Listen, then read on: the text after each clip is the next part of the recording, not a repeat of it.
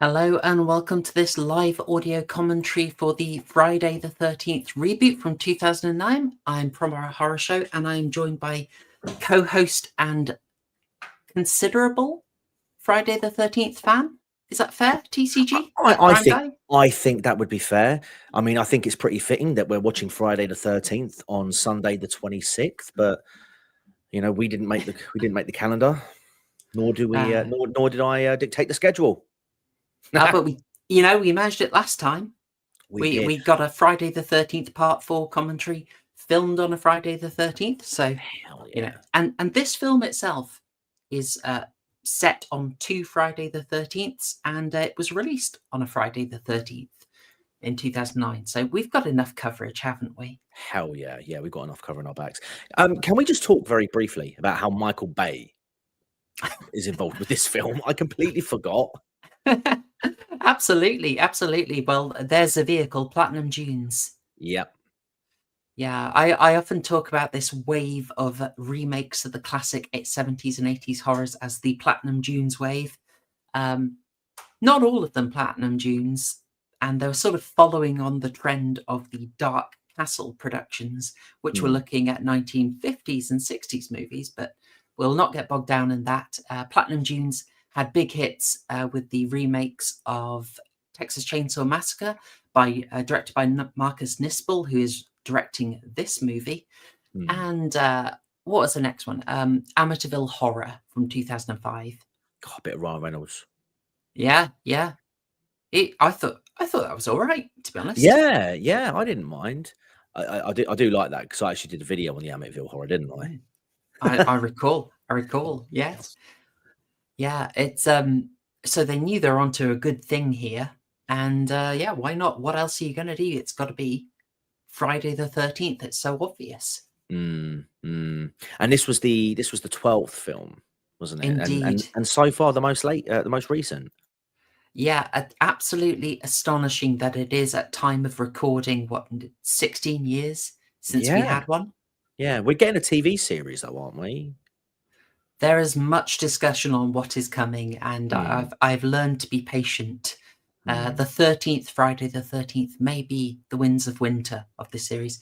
I'll just say that what's going on here, as well as a nice cameo from Nana Visitor as Pamela Voorhees, maybe a bit of a surprise for any Star Trek Deep Space Nine fans to see her in this. What we had is a bit of a speed run of the last film, didn't we? We did, yes. It's sort of an interesting one because it leaves you thinking, well, I thought this was a remake, but yeah, they do online when you look at it, how they tagged it, they do sort of call it a remake / reboot. But it does give enough for you to look at it and think of it as a direct sequel to the 1980 film. Yeah, you can go with that if you want. I mean, one thing I noticed in there is that what they tried to do was sidestep a slightly awkward question about what Jason is. Like, is he supernatural or not? And they seem to pretty much make it clear that actually, no, he was alive the whole time. He witnessed it.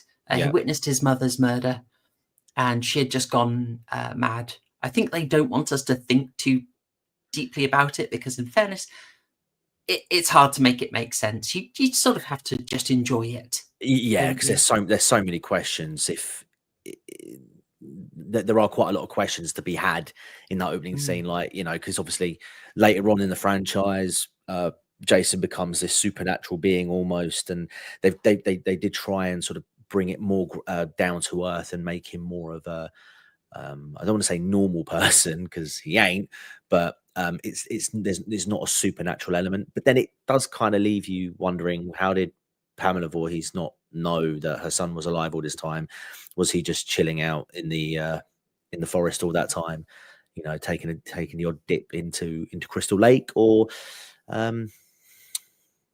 you gotta wonder. Yeah, you gotta wonder. Yeah, so it doesn't really answer that question, but they're just like, yeah, this happened in the first film, but then the same could sort of be said for the first film as well, because again, as when it comes to Jason being a supernatural being, it's not really until I would argue the fifth film, the sixth, that he would become a supernatural being of sorts.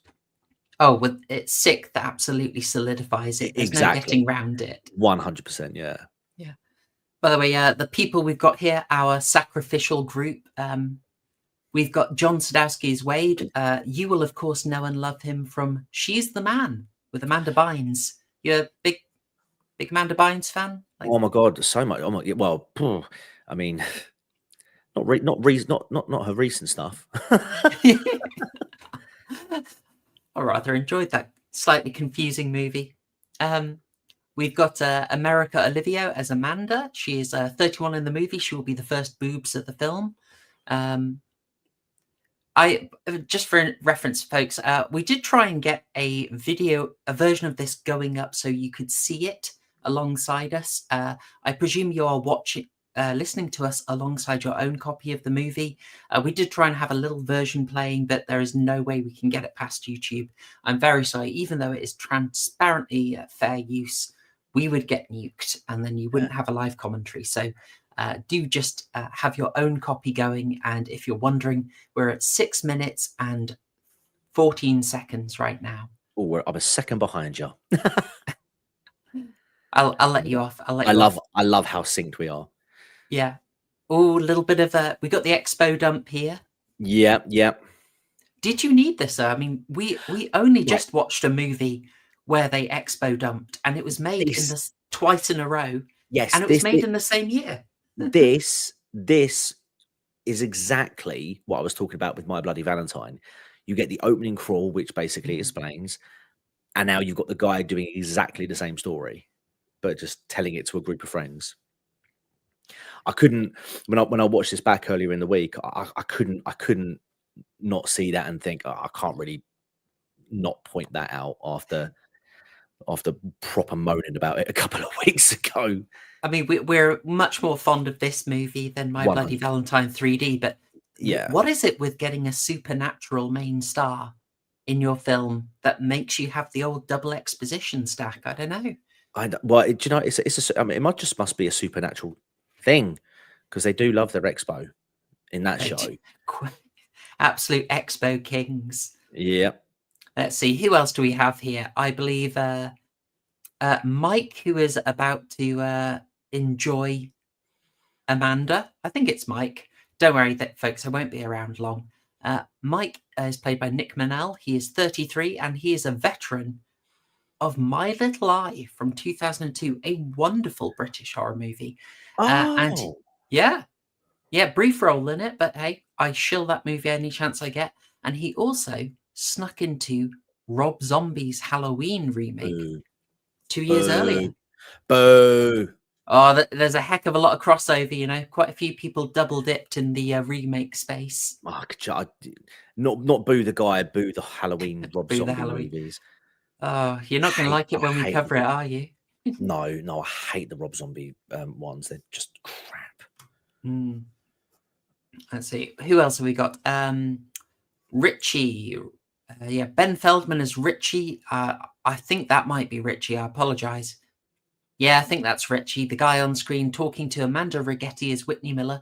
By the way, that surname Miller is from Victor Miller, the main creator of the series or the writer of it.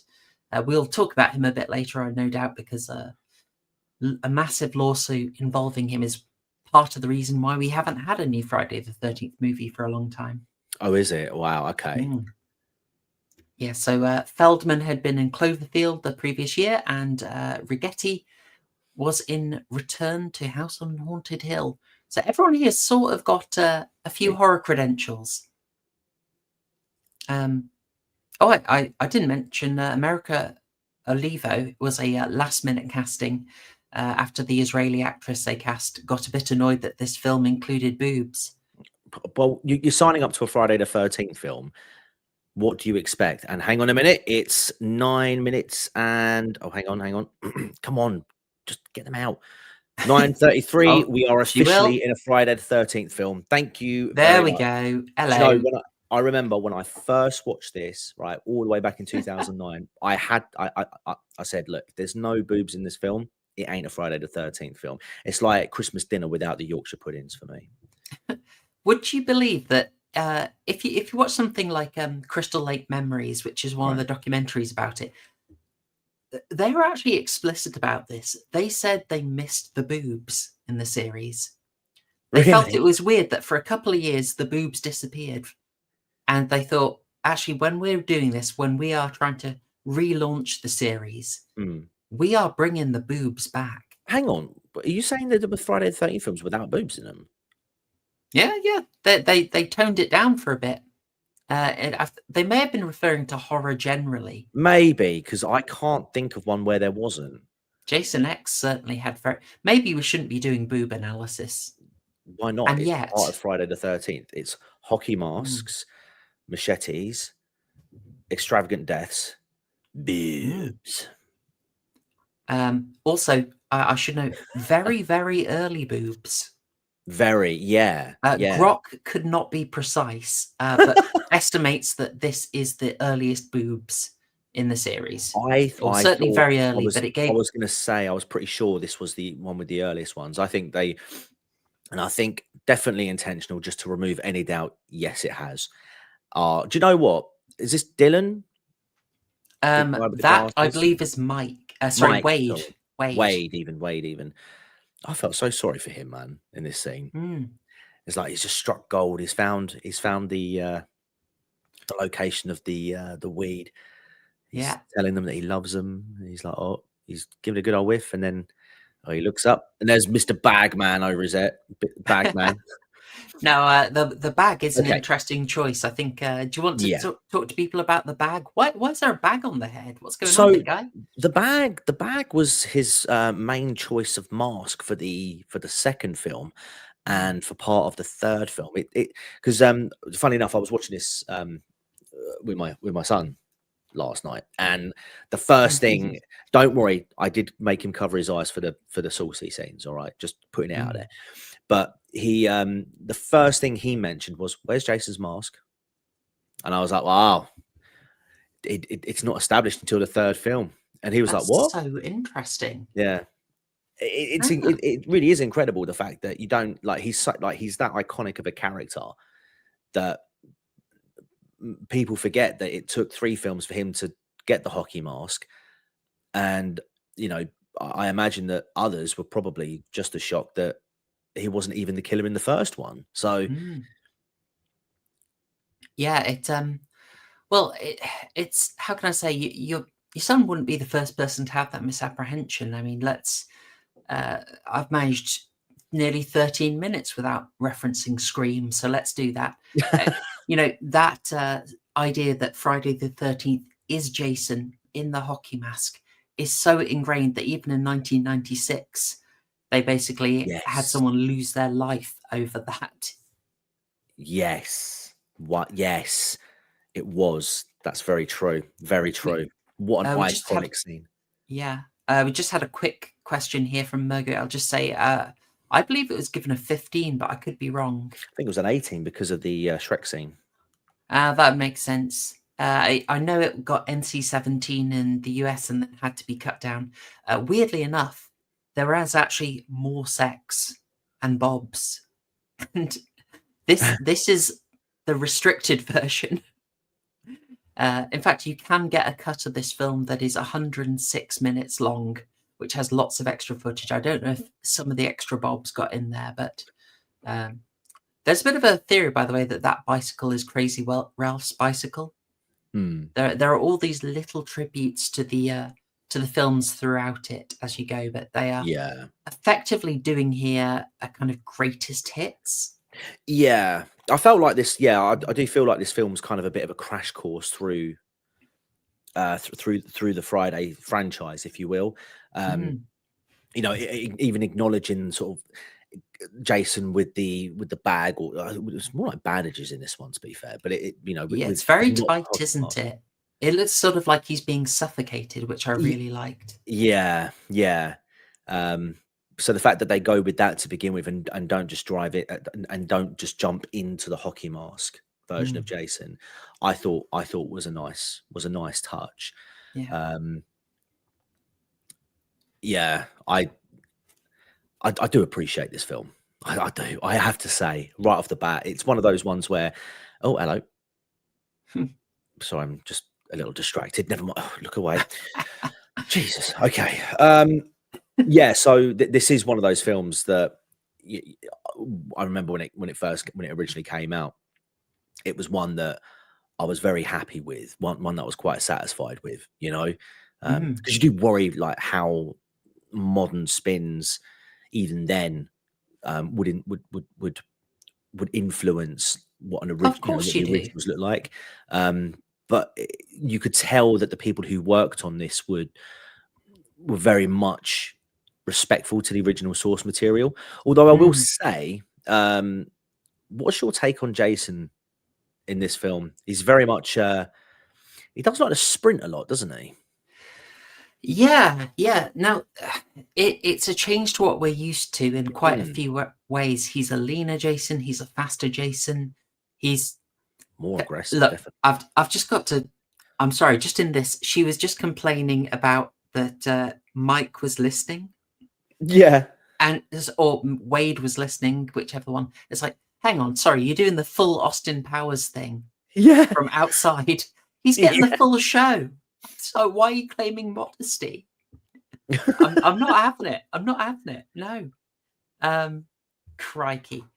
So you're asking about the change to him. I mean, we could get into that. It's so let's say we've got Jason played by Derek Mears in this one, who's a first timer in the role. Obviously, a lot. This isn't new. Loads of people had been Jason. Yeah, It kind of settled into Kane Hodder for Kane Hodder. quite a Yeah, while. And there's a big thing. I love reading Kane Hodder talk about Jason because he takes that role very, very seriously. He knows yeah, I that can imagine. how he's trying to communicate, and he does it with the movement. He thinks very keenly about that. Mm, But there's a bit of bad blood. Kane got booted off, replaced for Freddy versus Jason by a guy called Ken Kierzinger, who's a massive Canadian stunt guy. And people might have thought, "Oh, I'll get Kane back for this. That'd be great." But they went with a chap called Derek Mears. Um, Big screen history, absolutely massive guy. mm. And I saw him talk in his interviews about love his passion for the role, how he identified it as a weird thing. He had bad alopecia as a child, Okay. and he sort of really said he could relate to that idea of Jason, the sort of outcast kid, like the freak kid. Right. He's got a really sensitive way of talking about it. It's Yeah. Oh no, Wade's dead. It was Wade, by the way. oh, there we go. Oh, there he is, Uh Jason. Wade who Flash. weed by the weed Yeah. and went. We're Oh, about to this see. Are we getting the bag again? we're No. getting the bag. We're Oh, getting the bag. there we go. Okay, was this bag a nod to Jason X, or did they actually intentionally do this because of Jason X? Oh, the sleeping bag. Yeah, the The sleeping bag, sleeping yeah. bag. Oh, I mean, it could be as we say. It's a greatest hits thing here. So, Yeah. um, Jason X did an extremely comedic, knowing version of Death by Sleeping Bag, um, and it had originally turned up in Part 7, The New Blood, and Yeah. I think it was sort of seen as kind of infamously weird and hard to take seriously. It's But like I if think, you can't picture the scene in your head, just think of the first Avengers film where Hulk grabs Loki and just starts smashing him around. I mean, I unironically enjoyed Jason X the, Oh, it's for great. for having the good grace to parody itself absolutely mercilessly. By the way, I'll say that was a. I mean, we can talk more about Jason. We'll have time to talk more about Jason's reimagining here. I just want to add, that was a really good composite shot there. A Mm, massive credit to, I think it was Asylum Visual Effects who did that. Looks gorgeous. The way it's played, I think, is very interesting because we noted that the first two times we have a sleeping bag death, one, it's kind of slightly schlocky. The next one is a very deliberate self parody. But that one, like all of this so far, has been played 100% straight, 100%. Yeah. which is kind of in line with these Platinum Dunes remakes. Is they took the source material way more seriously than it was the first time round. Yeah. That's it. And you can have funny characters, but they are, like there's humor there, but it's from characters who are actually funny. Correct. Yes. It's a nice way of doing it. Lovely little tribute to part 2 there as well. As we said, we're getting the greatest hits here. Let's see. Oh, here we go. Is the machete coming up for you now? Yeah. Yeah. There's a lot of foot stabbing in these remakes. There is, yeah. Like serious foot violence. Oh, that one. Yeah, that first one. And it all starts all going wrong here because it goes up the leg, I think, or through the leg. Mm. Yeah, there it is through the leg. It's great though. Like the special effects they did through the hand. That's a brutal one. That is. Oof. Yeah. I love this bit because him dodging it, sort of, I'm starting Yeah. to picture it. I'm getting very antsy about it.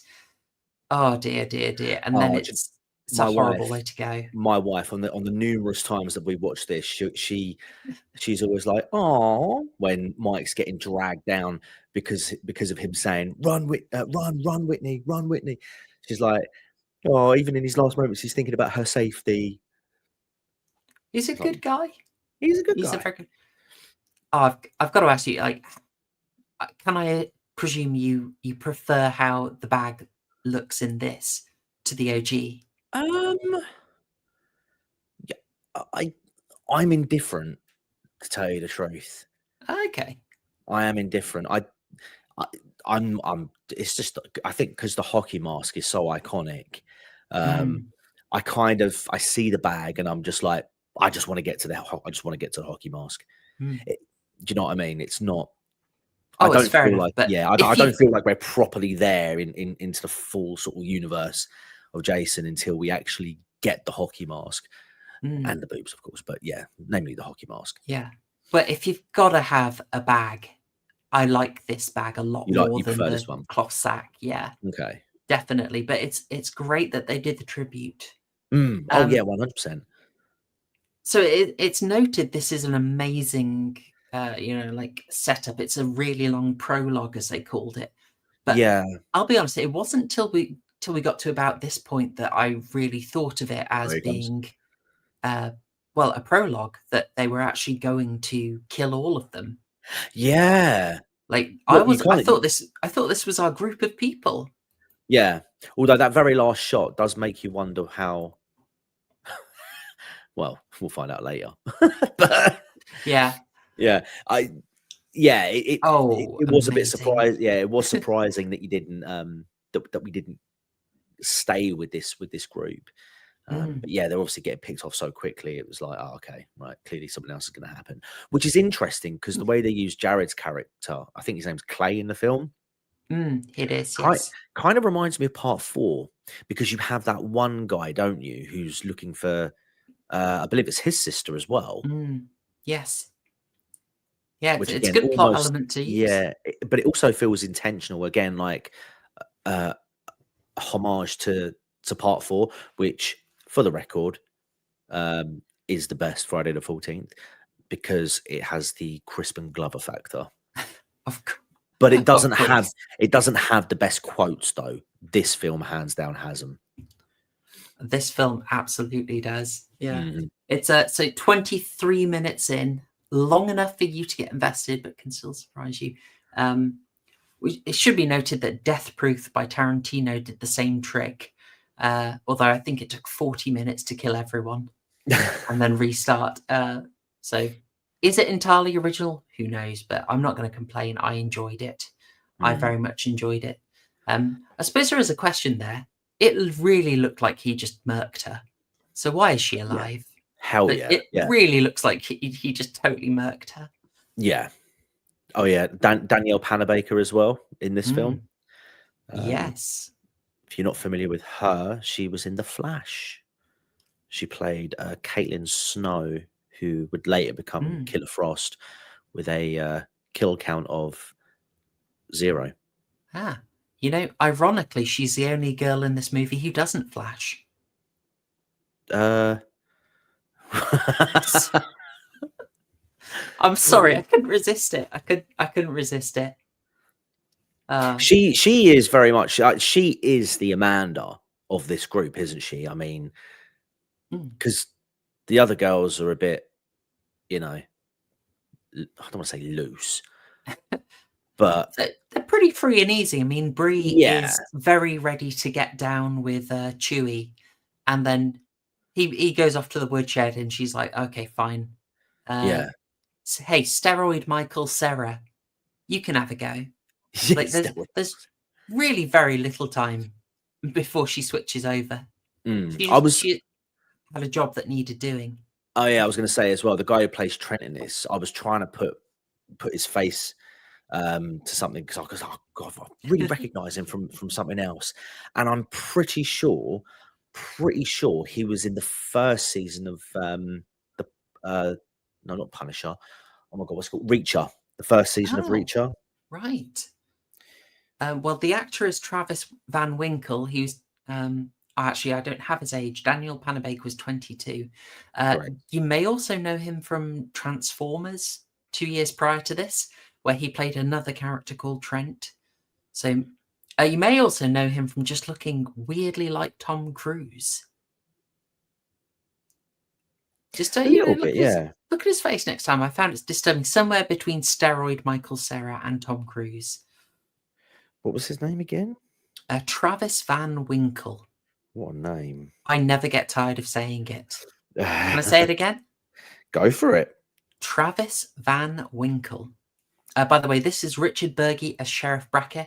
This is another tribute name named after Peter Bracker, who did the rather mammoth research for Crystal Lake Memories, which is a lovely book that came out about 2006, and therefore, sadly, does not cover this film. However, the documentary version that came out a few years later does. So you can get a little insight into it from that. But Okay. yeah, my research text that I use for most of my Friday the 13th stuff, fairly useless for this, but Wow. what can you do? I was completely wrong. Travis Van Winkle wasn't in Reacher season 1. Oh, But he really looks like the guy who was, either, unless I'm just misremembering that. But I tell you what, Jared Padalecki, good old Sam. hello. Was it 9 seasons into Supernatural at this point? No. So this was 2009. The show started in 2005. So this probably would have been about. So this would have been around season 5 now. Oh, the best season, many are saying. Yeah. Well, do you know? I was funny enough because we've actually just buttoned off season 2 just tonight. Oh, nice. And I would argue that season 3 is probably my favorite. Not that I don't think I think the first 5 seasons are arguably the best. But I tell you, but for me, it's because it has that shorter episode run, so you get a more condensed story. And I've always found season that 3. Yeah. Thanks for Great the ending as well. Yeah. You got to love a good old writer's strike just to condense things down. But yeah, I do find that sometimes it can sort of get a little bit lost in the filler episodes. We're British, like more than 6 episodes, we start getting twitchy. I will say I have noticed Dylan Roth caught a lovely Blue Velvet reference in the Heineken F that S Pabst Blue Ribbon. Yeah, lovely stuff. Lovely. My wife also didn't like the blonde guy because his shirt said F Christmas. Yeah, why is he doing that? I am not a fan. Not a fan of that. It's very nihilistic. Very nihilistic indeed. But yes, it's quite interesting though. He is a bit of a layered character, Trent, who has the house. Yeah. He's not just I mean, he is a jerk in many ways, but he's got these little insecurities about him. Yeah. You know, the little twitching about people making it dirty, like, he's worried about being in trouble with daddy or being in trouble with mummy. Wouldn't be the only character in the film to be very, very driven by worries about what their mother thinks. Yeah. Probably inspired by Ed Gein. Yeah, we didn't mention it, but the reason that I have no idea what that is, but honestly, looks like some honeymoon assistance. Terrible stuff. But I don't think we haven't mentioned why Jason keeps Whitney alive, which nice little detail that they use, that she resembles his mother. Yeah. You know, because the locket, it's you can piece it together. It's not hugely spelled out until later in the film. But it's a bit of a, again, it's one of those, it's sort of one of those tropes, isn't it? That that's existed in other films. I mean, was it the second? Yeah, the second film, I'm pretty sure, where she whacks on the Jason's mum's sweater. That's right. Yes. Yeah, the heroine of that does that in the scenario and orders him down. It's it works for a brief while. Yes, 2000s horror remakes, you have to have the jump scare with the dog. Yep. A little unfair, as if that dog wouldn't be yapping long in advance, but what can you do? I got very much reminded of Part 5 in this. You know, there's a character just like it. I think there's a couple of them, actually. They're kind of rednecks in this sort of sort of bungalow. Doesn't end up well for them. Yeah, but you never see her again. You don't. Well, I wonder if there was a death scene for her that's in the 106-minute cut. Maybe. But it wouldn't make sense though, because, well, I mean, bloody these films, Friday 13th films, rarely ever make sense. It's just you're just in it for the ride. But it almost feels like Jason's a territorial kind of killer, as well as almost like a moral one. You know, if you're acting degenerately, then you're on his kill list. Equally, if you encroach in his territory, you're on the kill list. This woman kind of seems to be, that the old woman that is, seems to be quite the prude and quite respectful of the boundaries that have been set.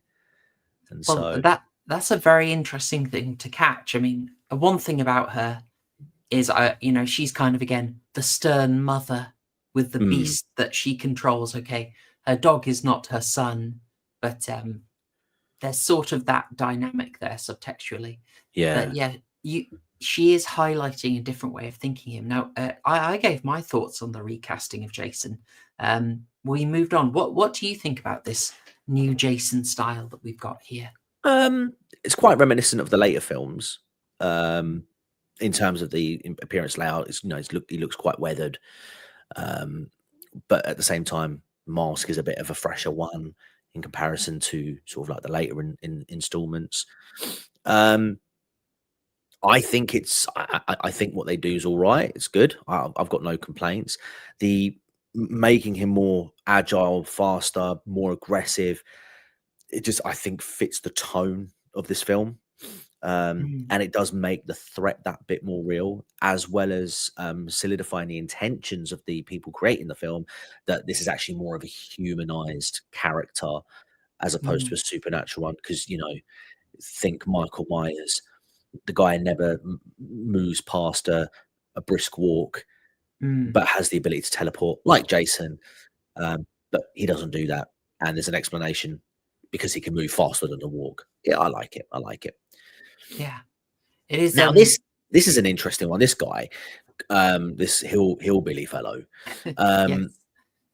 I do have a theory as to why he gets it in this film, and it's because he finds the weed. I think so. He's again stepped out of the boundary, if you will.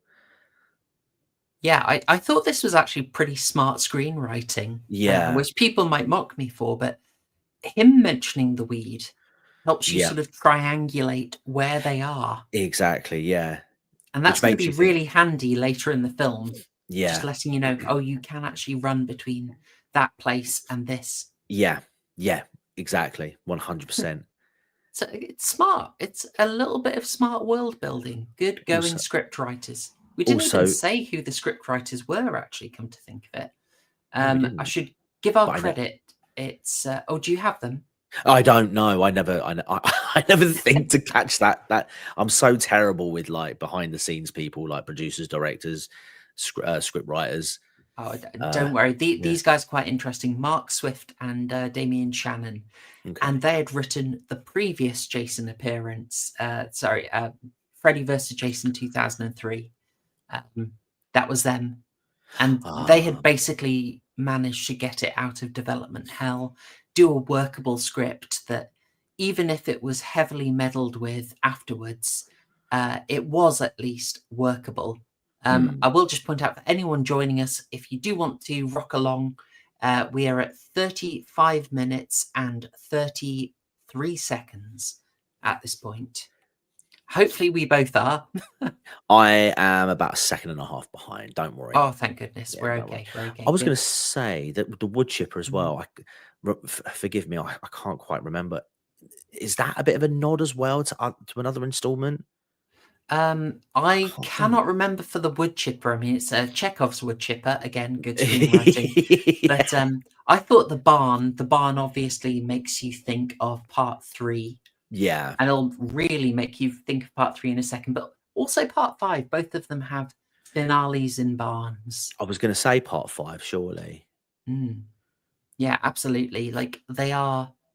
How can I say, Swift and Shannon, they talked about not doing a remake but so much as a retelling. Like there's a big thing over who knows what you call it, but this is not a strict sequel, and they're categorically not saying things did or didn't happen, but Yeah. they've It's not like would you call it a retcon? Maybe I don't think because think the most recent Halloween mm, remakes basically retconned everything from after the first film. Basically, everything everything from Halloween 2, 3, 4 onwards is all the way up to H2O, which well, actually no, even up to Resurrection, I'd say, is essentially expanded universe mm. multiverse. Now it's not canon.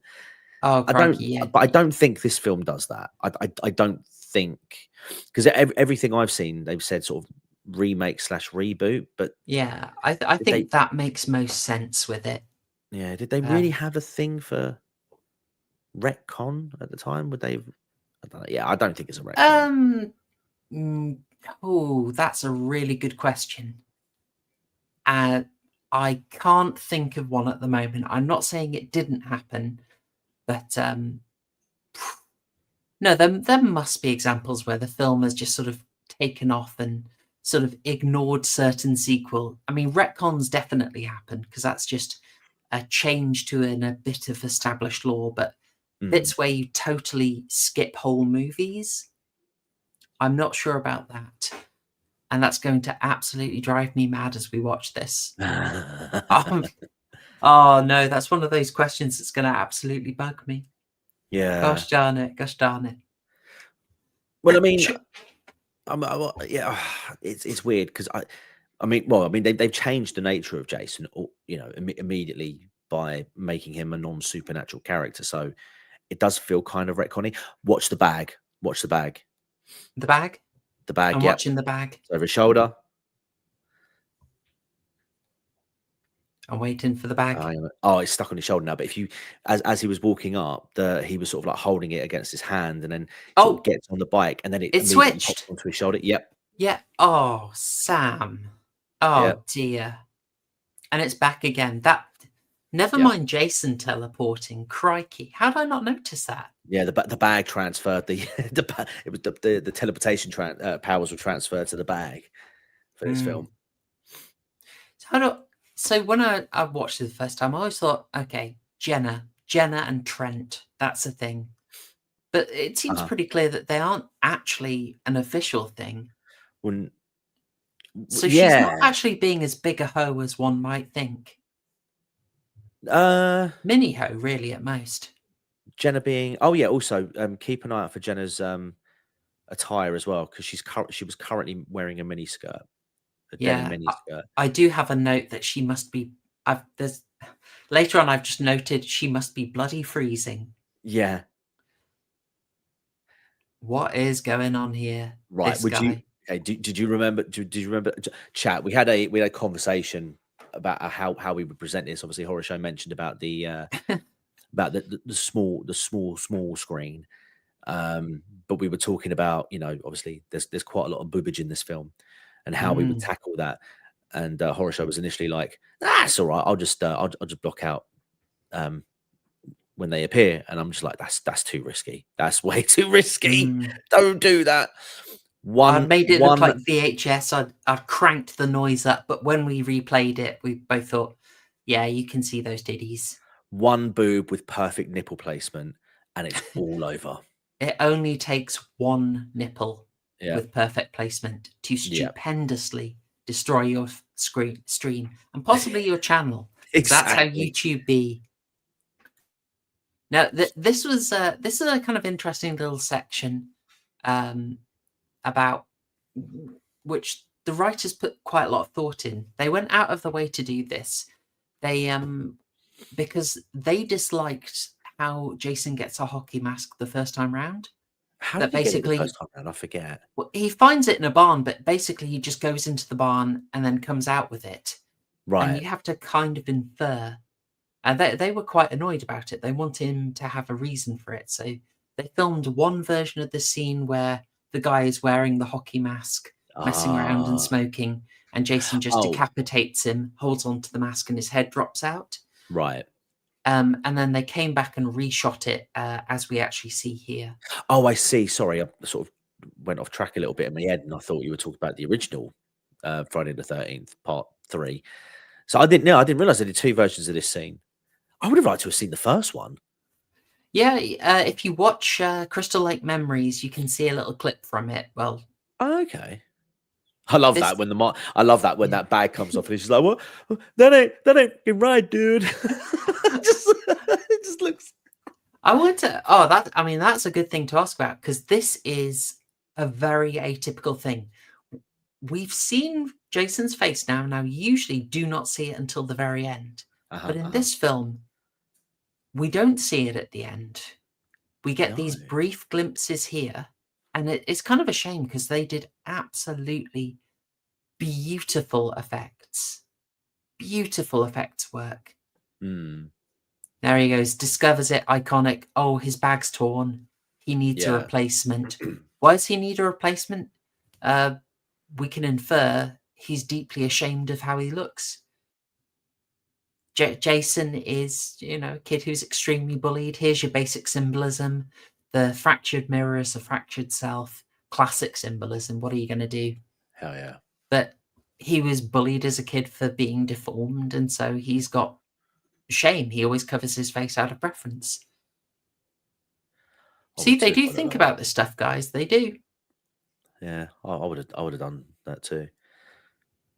Yeah, it's interesting that they make Danielle Panabaker's character and Trent a couple in this film, and not potentially try and make her a love interest of Clay, because later on, when obviously that amazing scene is happening, she doesn't remotely seem bothered that her boyfriend's getting it on with one of her mates. I mean, even that bit when she's like, Trent, like almost like a mother calling her son who won't turn the music down in his bedroom. I'm not certain if they are together, but I think like the implication is that they were going to get together on this. I kind of think they, but I can't make my mind up. He's certainly very possessive, but yeah, I think the thing is basically everyone is available for Jared Padalecki. Yeah.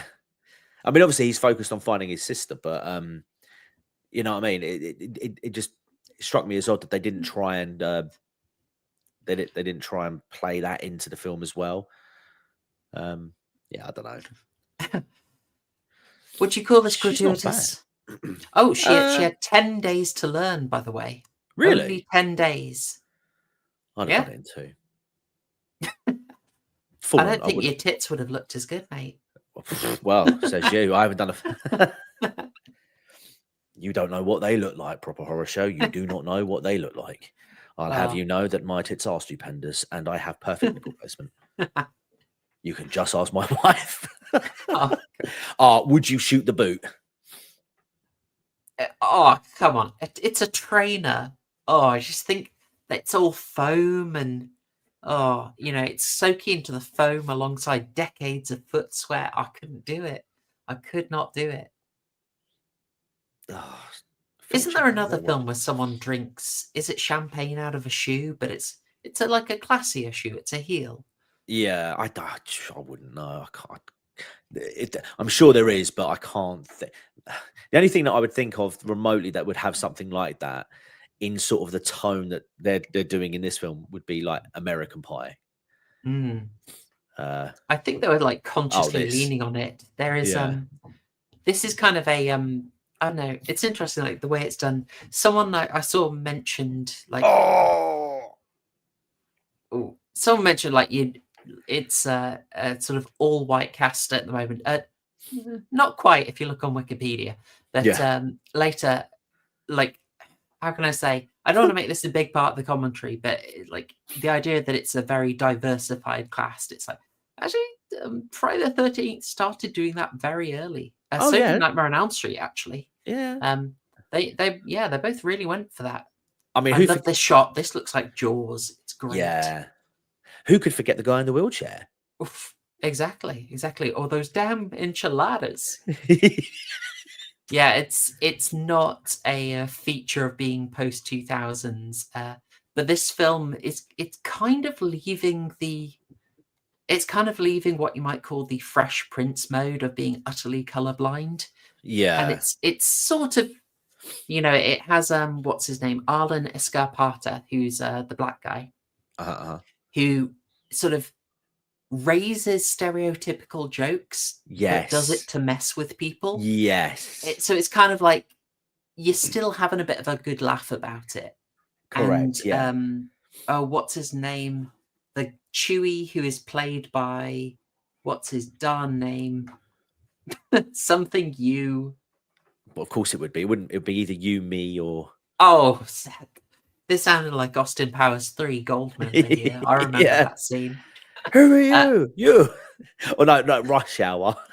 yeah, Rush Hour 2, I think it is.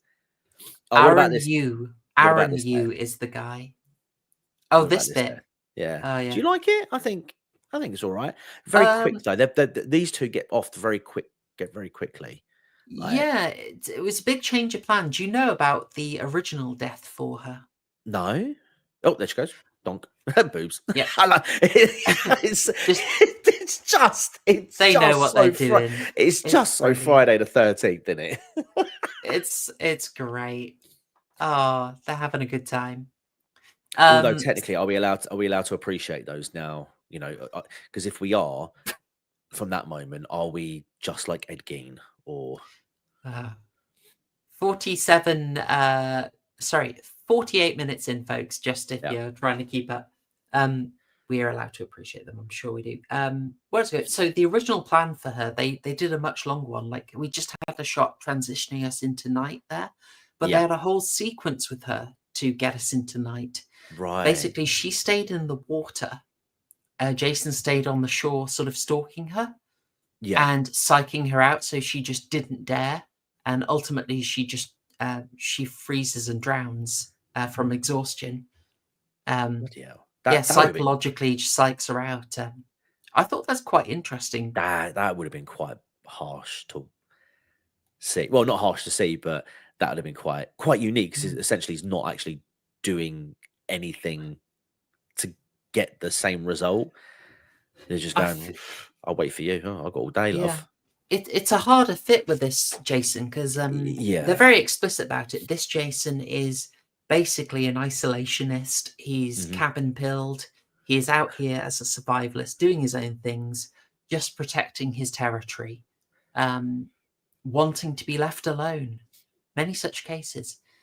And There she goes. uh, previous Jasons, there's always something a bit more about that. Something where they don't even stay at Camp Crystal Lake. They're kind of this vengeful spirit. Depends how you like to interpret horror.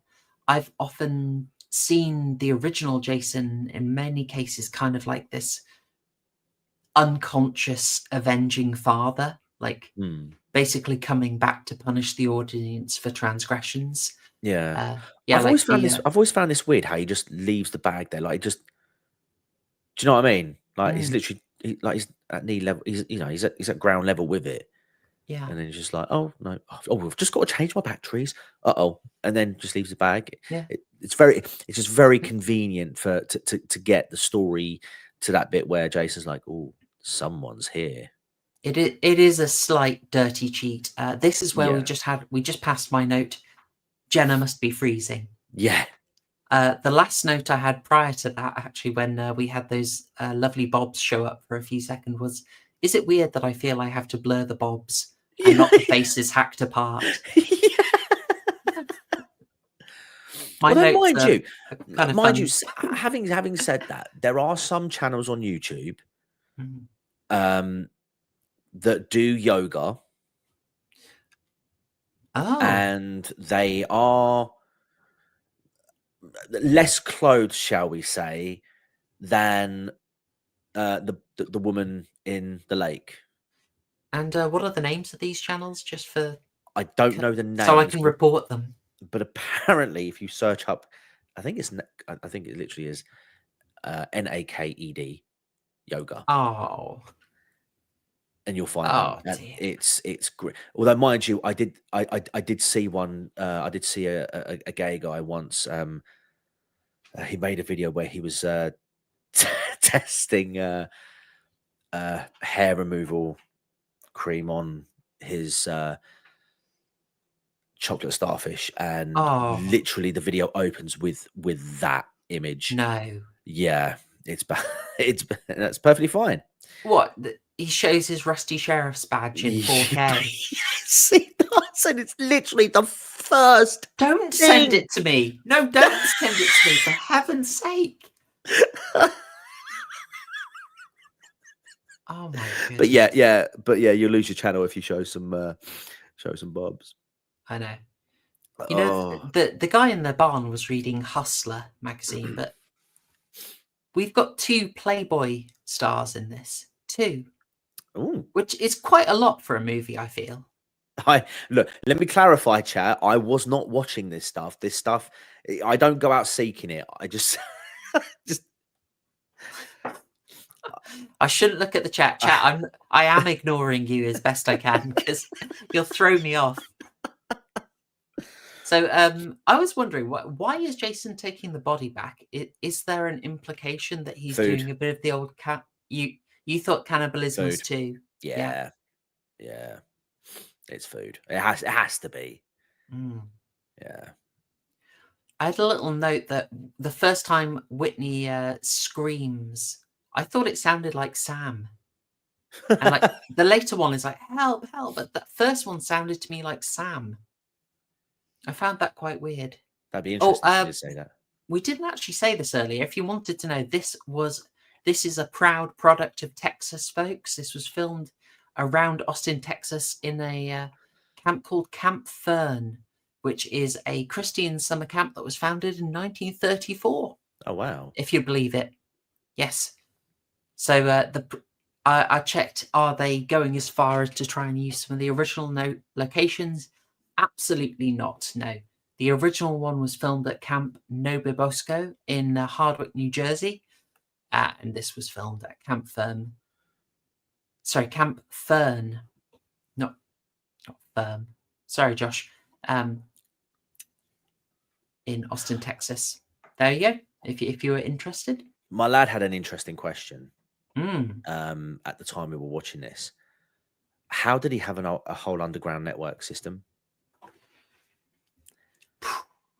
You know, Foreign funding. would he have constructed this himself, or would it have been around? Would it have been something that he would have that was already there that he just sort of moved into? And I thought that's quite a good question actually, because I mean Mm. we're not. I kind of went with the idea that it was already there, because yeah, it doesn't look like it's. I just feel like I feel like it would have been that, but obviously it's never really Mm. explained either way. I think some of the big machinery, like the fan, implies an industrial process. Yeah, Um, which maybe there was some basis that he later sort of expanded on. Mm. But yeah, I think it's not exactly cleared up massively. I'm checking where, because I had a note about this. They put in a few little Easter eggs in this, as you might expect them to. So you'll see the sweater his mum wore is in these. You'll see the wheelchair later as well. Mm-hmm. And oh, can I say I absolutely loved this? This tickled me. It's a silly point, but it's happened so often in movies that absolute randos are able to take like a Q-tip and pick a really Oh my expensive lock. god! Yes, I She know, right? tries it and it's like, no, Yeah, you just wrecked a phone for no reason. Brilliant. I'm yeah, so happy she couldn't make it work. yeah, It's just one of those little cliches of films that yeah, yeah. that everyone can bloom in lockpick, and here, no. But here's that nice reminder. See, Derek Mears, who's playing Jason here, and he's a really nice guy. I'll show you a quick photo of him later. I'll show you him, and I'll show you a close up of what's under the mask because you didn't get to see it. So I'll show you at the end of the film what they look Okay. like.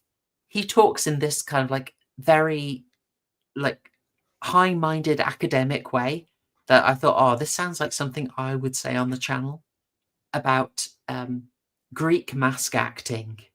So he said, like, in a way, the mask and the character are separate pieces, Uh-huh, you know? uh-huh, uh-huh. And I really liked the way he talked about it. So he really tried to emote through the mask and keep himself Y- separate to it. Yeah, It yeah. was very impressive. He put a lot of thoughts into it. Oh Um, yeah, I think you have to go that extra mile as well when you're wearing a mask, mm, because obviously that static expression, or obviously in this case it's a bloody hockey mask, but like mm, that scene that we just seen where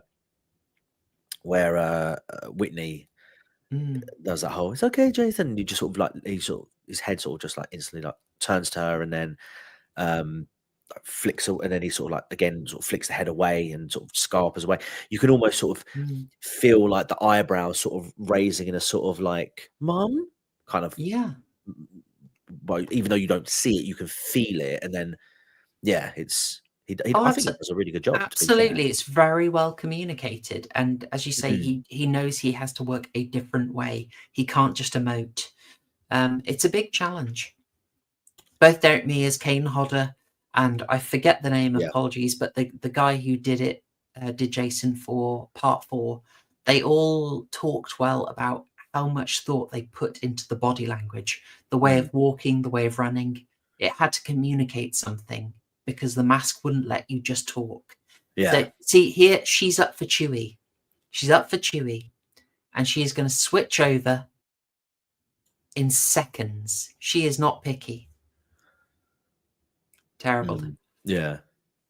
Dylan, I By the way, completely agree. there is no way that the scene of her dancing in hot pants, which I think, to be honest, we all appreciated. If you enjoyed the hot pants scene and weren't scared off by us talking about some chap veeting his asshole, then do like the stream. YouTube appreciates it far more than me talking about some rando's bunghole.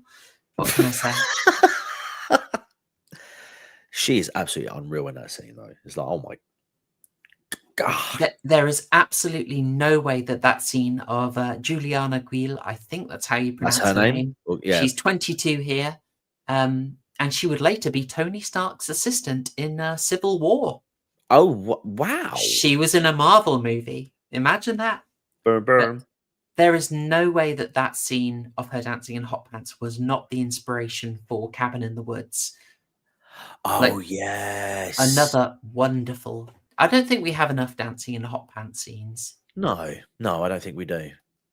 Yeah. Uh, House of Cards, not as one. Schindler's List, not even second. Wasted yeah, opportunity. I've got a yeah. weird headcanon about this if you want. Chewie, right? Chewie's a weird name for this guy, right? Yep. I had a headcanon, and I maybe thought about this too much, but I imagine What if he's Korean and his name is Choi? And they just But mispronounced it. yeah, people messed it up. And over years of mispronouncing it, nice collection of Maker's Mark there, he just says, fine, it's Chewy. And that's his nickname. He goes with it because he's cool like that. I like that. It actually sounds very similar to a story about a current Man United football player. Oh, yeah. His name, I'm putting it in the chat. On the back of his shirt, it says Casemiro. But the actual way you spell his name is Casmiro, I believe. But the reason why is because on his debut game for his first professional team, they misspelled his name on the back of his shirt. The team won, and he decided that must have been because of the misspelling. Ergo, it's a good luck charm. Therefore, I will now wear that name on the back of my shirt moving forward. What a stupendous decision. Yes. Yeah. By the way, I just want to note that Chewy, and I'm sure this is what you want me to say. By the way, 1 hour 50, 1 hour 50 in the movie. Lagavulin that Chewy was just enjoying there, it is not actually that expensive, but it is a very nice whiskey. It's very peaty, but it's accessible. Looking painstakingly at the bottle, zooming in as best I could, I believe he was drinking the 16-year-old Lagavulin. But I could not find confirmation, and Grok told me that no one drinks Lagavulin in any Friday the 13th movie. Grok, you lying shit. I mean, it's in the script. He says it. He says it. Anyway, so yes, he was drinking Lagavulin, a lovely whiskey. Have you tried it? I'm not a whiskey drinker, I'm afraid. I don't even really drink, to be fair, these Okay. days.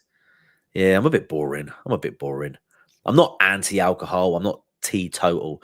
I just don't have any time to bloody drink, and I drive every day, so. Oh, there's nothing wrong with Oh, that. yeah, no, go. She's got change now. Oh, yeah. That's a very short. I mean, I'd just be freezing. I couldn't do it. Here we go. Oh, And what a tune as well. I can't hear the music. Oh no. What is it? Describe it for me. It's like a Jamaican sort of like Rasta sort of song, like style. I love it. You got perfect nipple placement, baby. It's such a line, and like the whole your tits are stupendous. It's just such a great line. So this poor guy, what's his name? Travis Van Winkle, I believe. Yeah. I think it's that. They were filming this for 12 hours. Oh no. 12 hours. Oh no, what a that must have been such hard, arduous work. Oh no. I believe him. I love that bit as well. That trance, that look on her face is such annoyance. Maybe I don't know. I don't think they're together. I don't think. I think they are, but I just think she's just beyond the point of caring because their lives are in danger. I genuinely think that it would deal with him later, but yeah. 12 grinding, throbbing hours of agony. Yeah. Unsurprisingly, Bree is a little loose. Huh? Fine. Imagine him going back home after that day.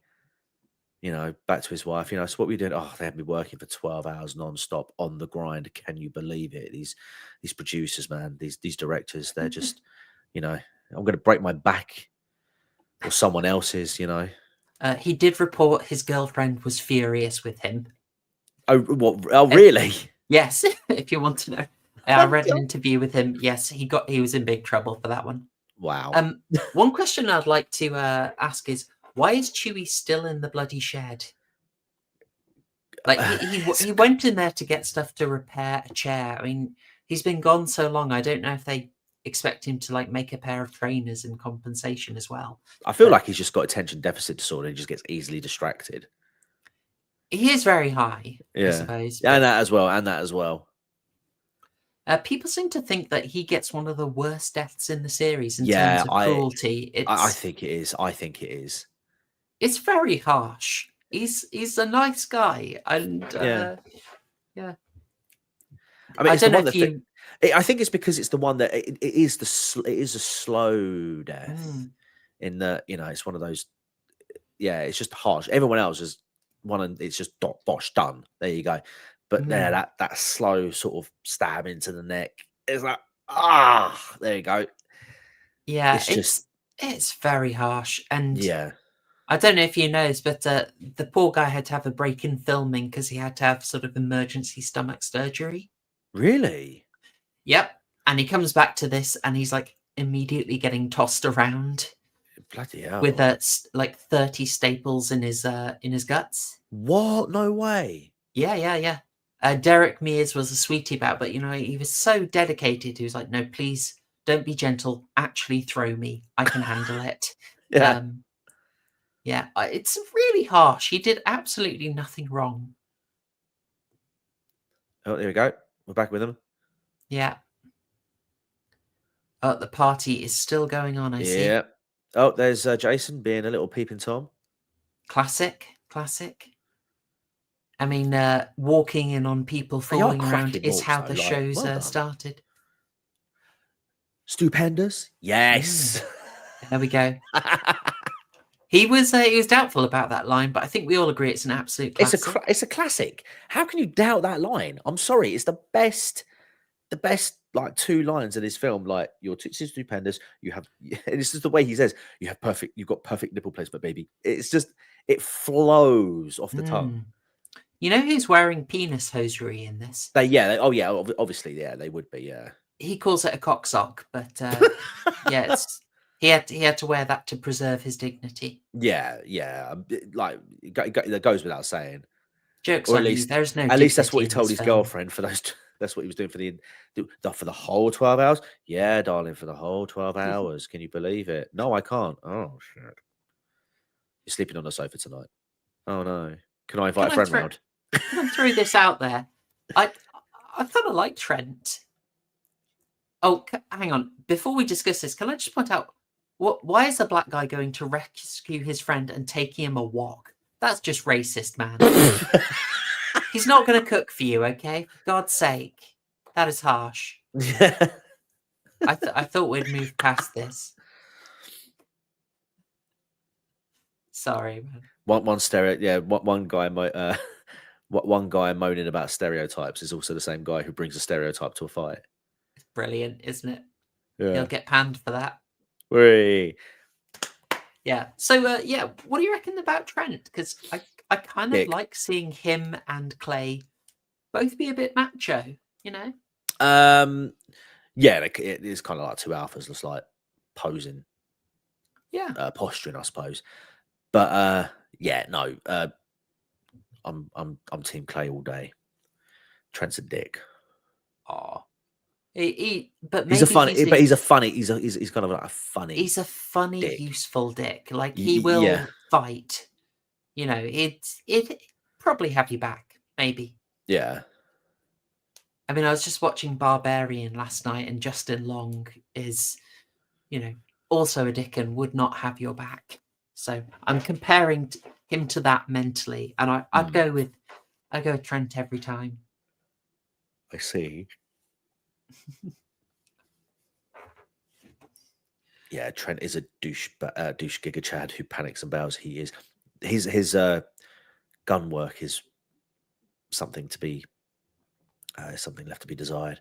It's the panicking is so he shoots through the door a bit later on in the film after one of the I don't want to say who just yet is killed, and like obviously he doesn't know that she's dead, but he just assumes, oh my god, you got her. He's like, but yeah, for all he knows, he might have been the one who killed her, and is just saying that, even though we know that he's not lying, but it is funny. Oh no.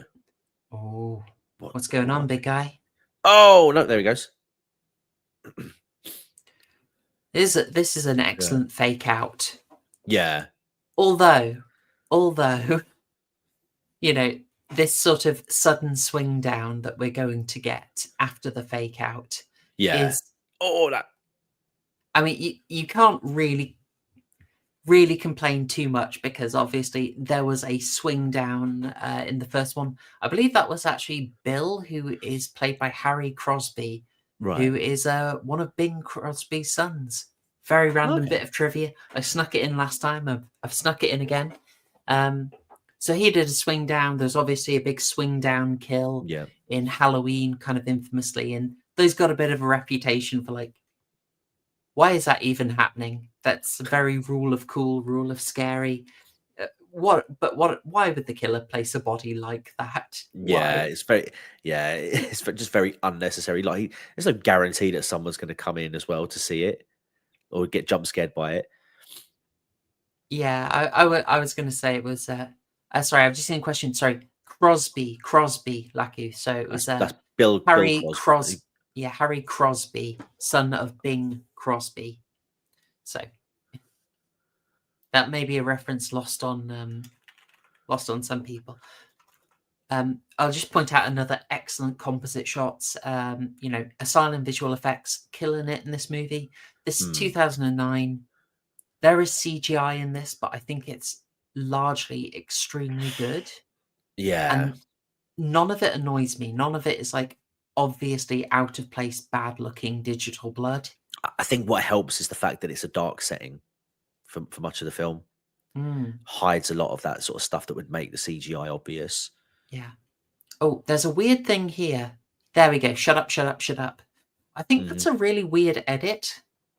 Like, I think probably there was a section there where Clay and Trent were having a big argument, and then she ends it by Bree just saying, shut up, shut up, shut up. Yeah, But I think they just edited that out to save a bit of time. But it's I think. kind of weird where you just cut to her saying, shut up, shut up, shut up, and you don't see Yeah, what it's going to. I just interpreted that as her like her telling her inside voices to shut up. She's panicking. So I think that, Maybe. yeah, like I'm not doubting what you're saying. But I think you can sort of, yeah, that's true as well. Yeah. Also, you could hear the other guy screaming. It's possible. Yeah, Yeah, I there's just yeah, noticed that little thing. it I has, but thought it's probably it where we've had a trim. yeah, it has a place for me though. Mm. I think it's more likely the fact that, yeah, the I can't remember the black dude's name in the film. Very sorry, I didn't put it in my notes. I got the actor name, But but yeah, he I didn't get was, his yeah, character. obviously, yeah, he was screaming for help. So yeah, Mm. actually, yeah, that's probably it. It's also pretty savage, the idea that Jason would use them as bait. It is a more Yeah, intelligent and practical Jason. yeah, Uh, Her death here, I think, is very much a part 4 tribute. If you yeah, remember, one of the lovely twins correct. who's, caught in this way and then is chucked out a window later. Yeah. Um, it's quite weird watching the documentary with them, and it's sort of they get the boobs out in a Friday the 13th film when they're in their early 20s, and then you see them in that, and they're like, copyright executive, and it's like, oh wow, yeah, you literally did that one film and then went on and had a regular human career. They're just like, yeah, sure. Yeah, it's grim stuff here. The whole way this looks is sort of quite characteristic. Like, however the originals did Oh, things, the Platinum Dunes does have a quite specific style, I think. yeah. Carl from Desperate Housewives has just turned up. Police officer. Oh yeah, yeah, yeah. Peter Berge again. There Yeah. we go. This Also having an this has got to be absolutely another. This has to be another homage moment as well. it's. I think it has to be. I can't place it myself, but the way it's directed is a cut above. I mean, I don't think we said enough credit to Marcus Nispel here. He gets some wonderful dynamic shots in. Mm. He gets how can I say, Tom Savini about the original film talks about how you would Oh, always talk to them for, say, certain effects, and it would be like, if you want the axe in the head, do you want a real head, fake axe, or fake head and a real axe? Nispel here, went for real head every time and just got CGI to fill in the blanks. But right. he also wanted that's largely because he wanted dynamic shots. So Yeah. he didn't want to have to cut away. He wanted the kill and the reaction all in the same take. Yeah. And I think this is one of the best ones. I absolutely love it. If anyone is confused, 1:14:38. Yeah, that poker kill just now is great. I Brilliant love that. shot. As soon as Clay realizes that, look, it goes bang, bang, bang. But as soon as Yep. Clay realizes he's got a gun, he's like, "What are you doing? Let's go, let's go." Straight out of there. Yep. He's such an idiot, this guy. But All right, Trent is losing me a bit now. I'm not going to lie. yeah, but this is what I'm saying. Like, he doesn't, like, he wouldn't have known that that Bree was already dead at that point. But he sees No. her, sees that she's got bullet holes in her, and then he says, "There you go." Puts it on Jason, even though he's right. He doesn't really know he's right. It's weird. Brie doesn't usually have holes in it. That's more like Gorgonzola and No, it's just one massive hole. oh dear, stupendous. Sorry, I absolutely love that. I haven't got over the fire poker through the eye. Just the way they did that was it's absolutely wonderful. Yeah. I suppose there's a bit of a question here over how There you go. teleporting. See, Trent's telling Jenna, scream. Useless. Absolutely. It is a fantastic scream, you know. Yeah. Oh, wonderful. Oh, and clever. He tried to use the radio. Yeah. Oh, no, it's knackered. There we go. Told you. Part 4 tribute. You'll have to see it. Yep. I think she may even have a similar outfit when she's chucked. But yeah, I do wonder if there is a little bit of teleporting going on here, because he's off in one direction, they're off in the Clay and Jenna are off in the other. Yeah. There's a certain amount of teleporting. Yeah. Although they do explicitly, well, I don't think not explicitly, but I've seen that they did try and they tried to make him more human, less supernatural, I should say, to try and avoid that sort of thing and make him faster so they could go, right, yeah, he's not teleporting, he's just moving very, very quickly. Yeah, they quite interestingly go out the way to give you some shots of Jason just standing back and appraising. Like he's making a plan for how he's going to do it, as well as baiting them. So we have got a smarter Jason this, but there is still a question over, he has got to go in 2 different directions. Yeah. Why does the driver not talk in this scene? Apart from till he sticks his head out. I think he says it.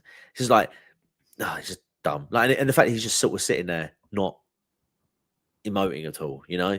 You got to think it out for a few seconds. Is Jason in a car? Yeah. I hope not. I don't ever want to see him in a car. Bye. I don't want to see him Trent. talking. I don't want to see him breakdancing. No, nothing. No, thank you. Bye, Trent. He's off to go get some help. If only Trent had been more trusting. Absolutely fantastic effect. Yeah. So where he's the sort of a-hole character, they're usually meant to get the most sadistic death. That's not too bad. Like, really, it was Chewie who got the really brutal treatment. Yeah, the deaths in general, Chewie aside, are just bosh, done, move on. He doesn't hang about. He's just kill, move on. Yeah, it's not like Art the Clown and Terrifier. Or Freddy. He's very businesslike. Yeah. There's no sadism really.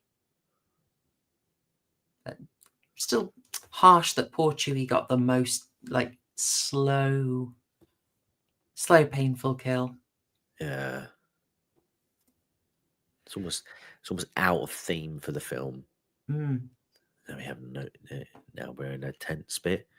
Yeah, well, they've sort of moved the tone over into something a fair bit more serious and sadistic. I mean, comparatively for the film, so they don't really want to be bringing comedy in at this point. We're heading towards our finale, and they want to sort of keep you on focus and not sort of displace any tension by getting a laugh out of you. I think killing Trent off kind of signifies that as well. Mm, kind of like tells it like, okay, yeah, your comedy element or your comedic person um, is gone now, so it's just seriousness from here on out. mm. I mean, definitely heading into finale territory, Yeah, bringing all the pieces together. yeah. And you watch enough of these, you do sort of start to track, like, okay, there's one left. By the way, note he has a Gotcha. knife. Note that he has a knife. Let's not forget, he has a knife. This will be slightly relevant later. Unless I see him drop it at any point, remember he's got a knife. Okay. Okay. Hello, wheelchair. There it is. Yeah. I think I'm a little bit ahead of you now. What are you on? 12023. Oh, okay. So I'm on if you are watching, 2026, I but believe you're watching it streaming, and they may have a yes. slightly different frame rate. Fun fact: this has actually caused a bit of problem on TV. TV goes at 25 frames per second. Movies are done at 24. So Uh-huh. TV running time is always slightly shorter than the regular running time. Oh, I'm wow. sure everyone is delighted by that information. I'm very sorry, folks. I have normal knowledge in here as well, but you're not here for that. They Okay. are. They are. Are they? Oh, brilliant. Here we go. Okay. Here we are at the purpose. We've all been waiting for this. Yep.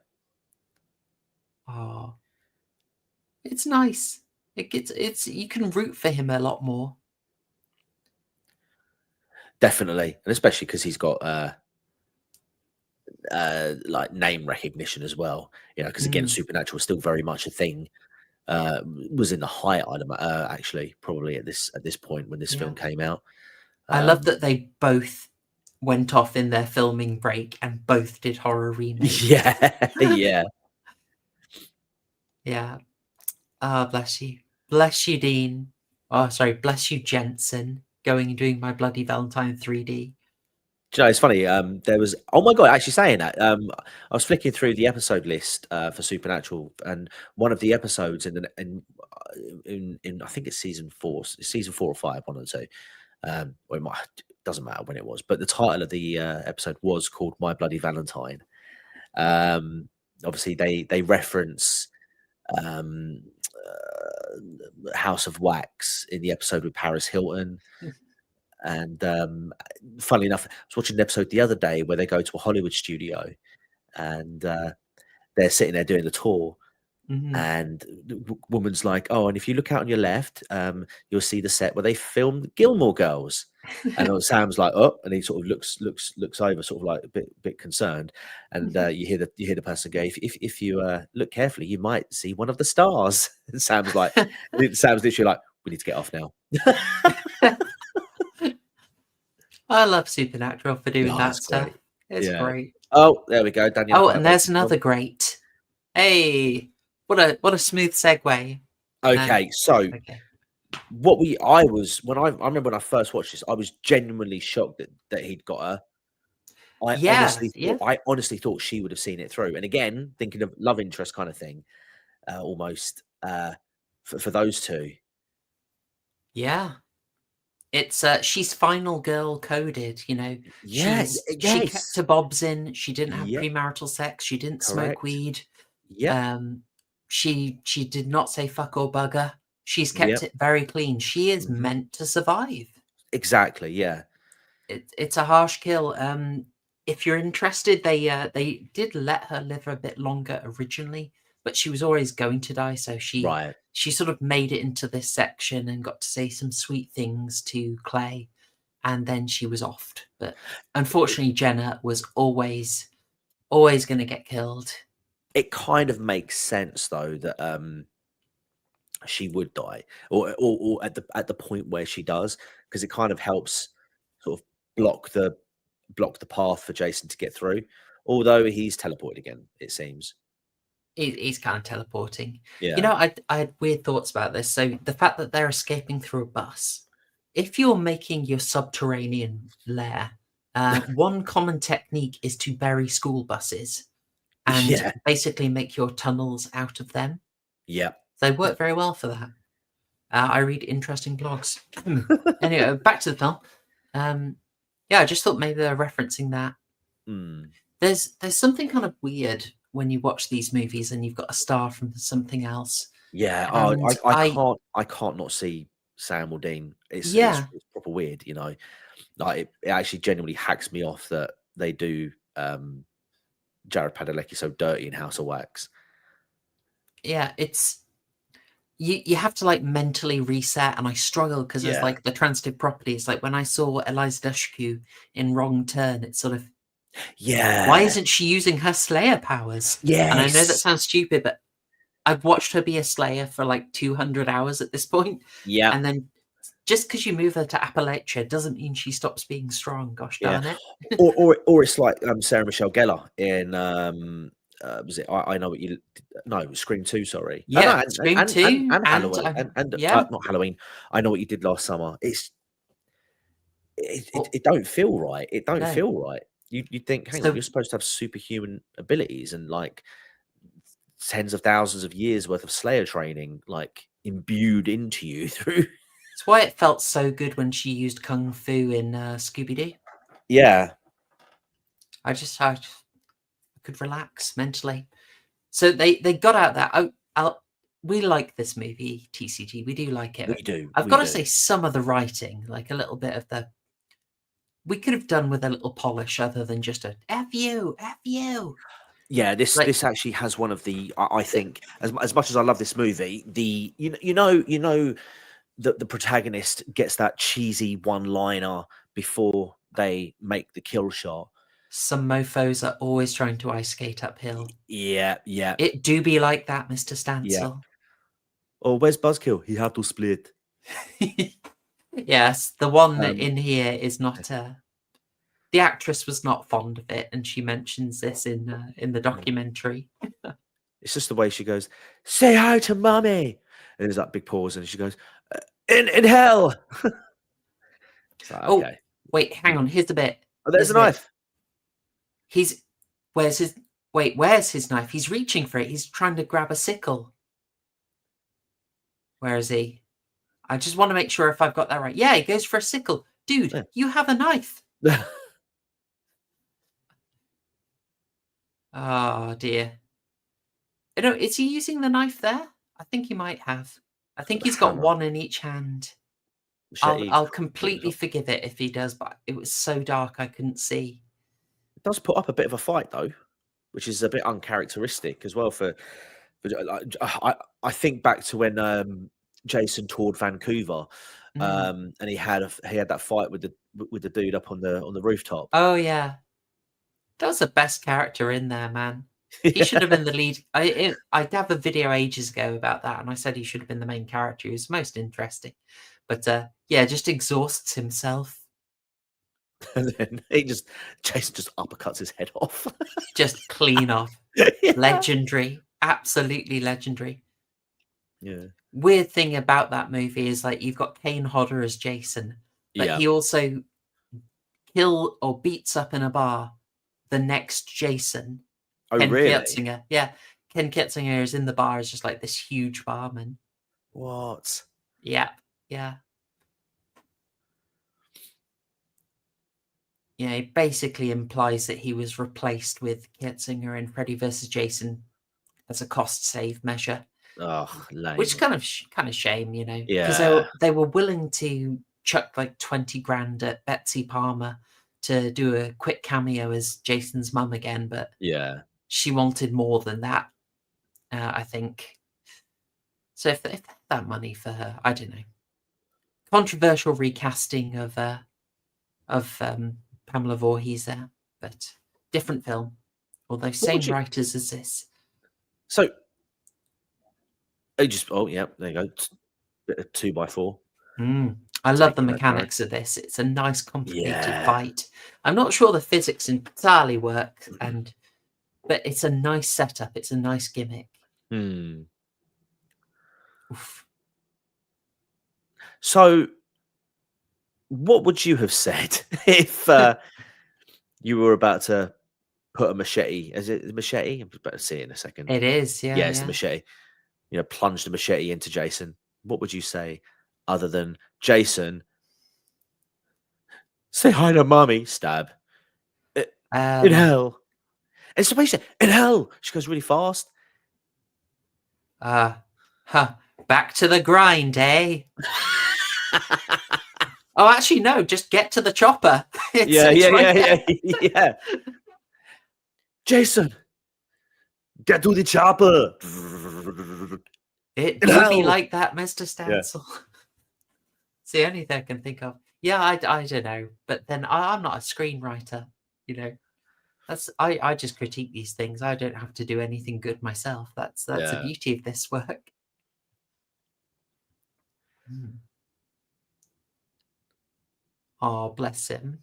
Always Bless him. confuses me, this scene, because Oh, you'd think they would have got the hell out of Dodge. I don't see why they had to push him into Crystal Lake, and I don't see why they would be giving him a burial of some sort. And again, I just don't understand mm. why they're still there, why they haven't. It's almost like they're trying to hide the evidence. There is a very real question over whether this is happening at all. Yeah, that was going to be my thing, because I think someone mentioned it in the comments earlier that it kind of the whole supernatural or the not being supernatural is kind of ruined by this particular bit. But I kind Mm. of feel like, again, it's just one of those um scenes where, like the first film, Yeah. Pamela's out the question, then oh no, Jason comes out of the water, just like back in the day. And I feel like it's just more of a homage scene. And as you find out, I think in the second film, it's a It's more of a, oh no, prophecy. It's a foretelling. But it was like a dream, wasn't it? It was like, oh no, it was oh, just a it dream. There was was a no dream boy. in the first one. That's it. But Yeah. nevertheless, it set the stage up that you do expect Jason. In this one, I just feel like the sudden change, the things like why does he go there, the thing of why does he have his mask on again as he jumps out the water. I Mm, feel I've got in my notes that it's a hazy, dreamlike vibe. yeah. Um, and it just feels like it is a dream Oh, sequence, but they maybe didn't want to make the decision.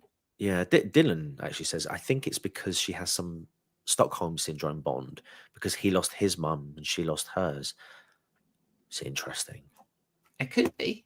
Could be. One thing that we did get a brief look at his face as he goes into the water, but not a very good one. Hmm. You may be interested to know that they did the more traditional thing originally, and they did show us his face in the finale. That's usually Mhm. how it goes. You wait the whole movie for the mask to come off. I will show you while the credits roll. Where is it? This one. There you go. There is Ugh. Derek Mears. Derek Mears. Uh, You'll see him in, what was it, Hills of Ice Part 2. I thought he Oh was in the wow. one we looked at on Thursday, but no, it was Part 2. So there's your man as he is, absolutely huge, but a gentle giant. Really Hmm. comes across as a very sweet, smart guy, as you tend to find, to be honest. Yeah. And this is him with the mask off. Minor warning, folks. It's not super pretty, but they did a really good effect. So here you go. This is an alternate shot. And Oh wow. Oh right. Okay. So He's still going to the chopper, yes, yeah. but I just mean, I without the think he mask went on, in no? the same way, but yeah, no mask.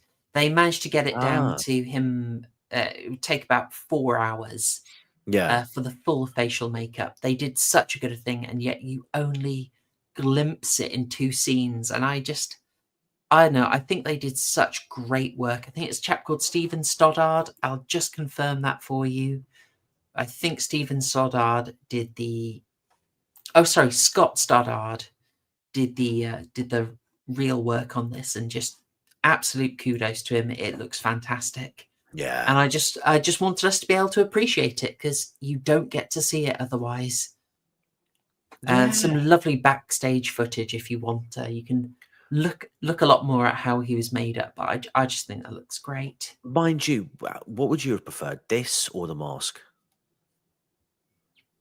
I don't know. They've messed enough with tradition. They've subverted my expectations enough. I could stand to keep a bit of tradition and see the Yeah. full reveal. But there's a good. I'll respect anyone who says the argument of actually not showing kind of keeps you hungry.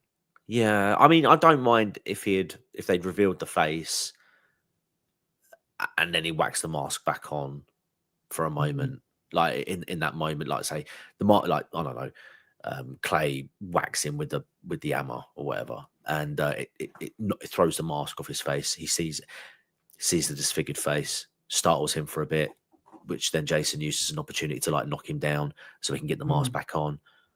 I would have, yeah, I think I would. I think I prefer the ending we get in terms of the mask being on at the point of him dying. mm, Um, but yeah, I'm not against the idea of, like you say, the old face reveal. But this, yeah, it's just interesting, like what we could have got if other decisions were made. mm, What the reaction would have been like for people seeing this getting wood chipped. yeah. Well, they were unsure, as you probably detected. They couldn't actually decide what to do. There was a lot of studio Hmm. interference, and that's partly why there was so much dithering about whether to do a sequel or not. Yeah, We'll probably overrun the actual film at this point, but hopefully no one minds. We're in the credits now, so it's fine. yeah, I'll just say, so this was made on a budget of 19 million, and it took 92.7 million dollars, so doing pretty darn well. that's Very not bad. profit making. Yeah, it's one of the. I think it's the best performing remake. So That why didn't it get a up to sequel? this. You said it went through development hell. Like, Yeah, partly the complexity was that there were 4 studios involved, so Paramount, Platinum Dunes, New Line, and Crystal Lake Entertainment. right, The rights had become quite complex at that point, and that slowed things down. So there's a bit of confusion over that, and they just couldn't settle on anything. Things were put forward and then dropped, and it's quite a saga. And then studios started losing the rights because their rights lapsed. yeah, The last one was that rights reverted fully to New Line in 2018. okay, And then that whole time that's happening, there is a lawsuit ongoing by Victor Miller, the original screenwriter, which right, absolutely killed any future films until that was settled. Um, stupid. but it was settled in 2021, unless there is any further developments. But it seems to be done. And yeah, so the outcome of that was that Victor Miller owns the copyright of the script to the original film and all the characters from the original film, but any derivative works such as the sequels or, um, Jason as an adult, they are property of Sean Cunningham and can be used freely. So stuff could happen. There is always talk bubbling. I think there's talk about a movie happening again from 2023, but nothing has Well, really come off.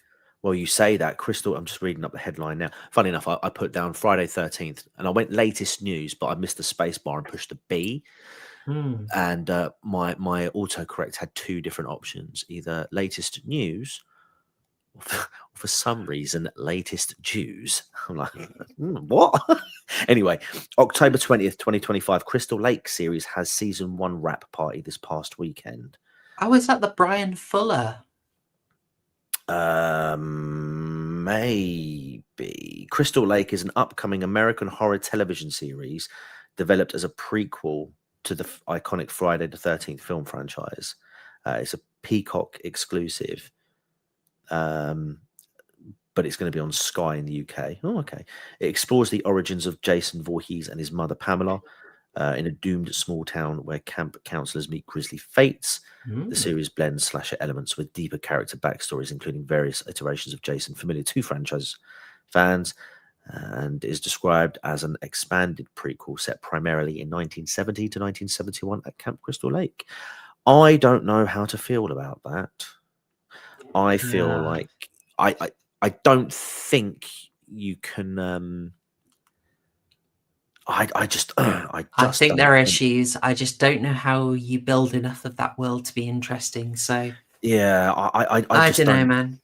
I mean, they did it with Dexter recently, with Dexter Original Sin, which I think pulled off. It got commissioned for a second season, then Paramount got taken over, and then the bigwigs up there were like, "Oh, prequel sequence, prequel season ideas. Oh, get rid of them. Fuck you." Oh, darn it. Wow. Um, You but know, yeah, be skeptical, but be ready to be pleasantly surprised. yeah, I mean, I don't know, but my unsureness, I would say, is it's twofold actually, because very much like, and this is the problem I have with the Rob Zombie Halloween films, right? Is they try and delve too much into Michael Myers' childhood, and I just hated the idea of them trying to expand on it, Mm, um, trying to give him a backstory that went beyond like the opening scene of the first film. I don't know. I didn't need to know about his childhood or his mm, time in the mental asylum. In the asylum, I didn't care, and I just thought they they just executed it so poorly. Um, I just don't know whether I'm interested in Jason Voorhees' backstory. Like, okay, yeah, he was a bully kid who got who wasn't being watched when he drowned in Crystal Lake while two students were, or no, while two camp workers were bonking. Fine, that's all I need to know, and then the rest is as it is.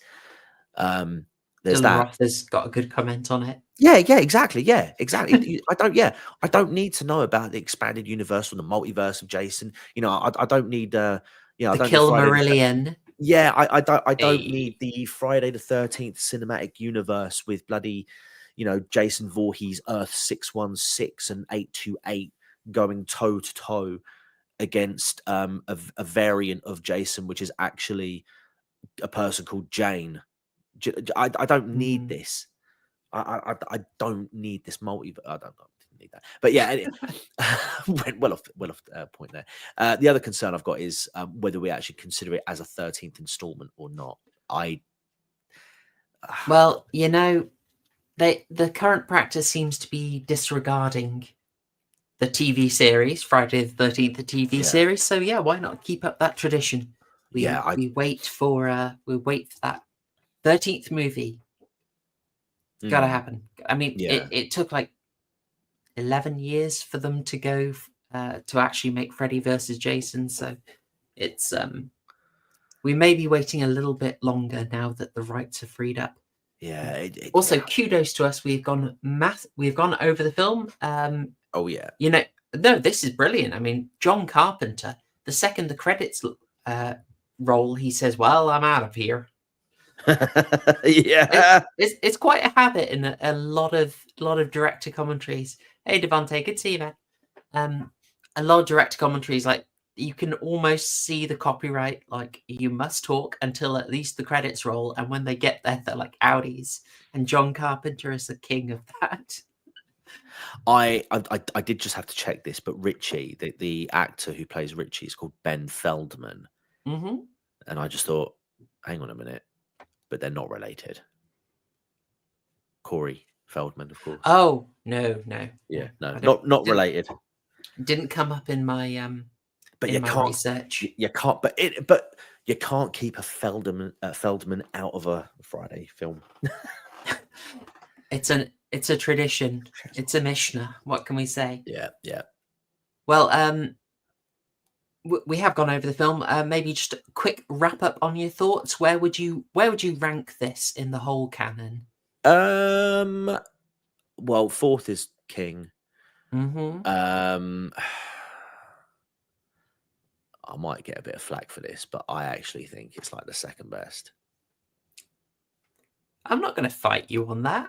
No? It's easily top five for me, and it's probably top Yeah. three. I do rate four massively. I don't know if I've thought enough deeply for it. Weirdly, I think I'd get flack for putting the first really quite far down. I see. I wouldn't fight you on that. It's Yeah. a weird one because for me, like I say, it takes three films to really get Jason the character that people know. It Oh, feels like the first two films, like the well, you've just reminded me. I'm so sorry to hijack it, but I had a whole section on the Baudrillardian aspect of this film, and I've even put it in the title. that's a So word I wouldn't. I feel we've got to talk about it. The simulacrum. Oh, okay. All right. Okay, we're going to do this quickly, and I'll link to it specifically as a chapter because I figured we'd talk about it at some point, but it's fun. We're just going. But I really wanted to mention this. So, why have I called this Baudrillardian Bloodbath? Well, it's because I tend to think this film functions in a way almost as a simulacrum. Now, I'm not trying to be poncy here. I'll break this down. Basically, simulacrum is somewhat misunderstood. If you listen to the Matrix creators, it's just a copy of a copy, which is incorrect. Incorrect to the point that John Baudrillard massively dissed them, refused to be paid a hefty consultant salary to help with the sequels, just saying, like, no, Wachowskis, you do not get it. It's not a copy of a copy. What it is, and I'll quote him, the importance of the simulacrum is that it is a representation which has departed from reality in order to represent the authentic. The simulacrum succeeds in this, and the misrepresentation, often through exaggeration, comes to take the place of the original in the mass consciousness, doing so successfully that the original will be rejected and met with hostility even when it claims authenticity. What the heck does that mean? In short, the mass awareness, the cultural memory, what most people associate and think of as the thing, in this case, Friday the 13th, is actually drastically different from the real thing. So we talked about this at the start of the film, the idea that when you think Friday the 13th, you think Jason. You don't really think Pamela.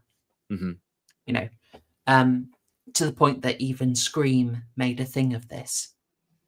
So it's like the mass consciousness idea develops separately and optimizes and becomes the thing that people go for. So that when you point people to the original, they actually don't like it. They reject it. They're like, what? No, this isn't what I wanted.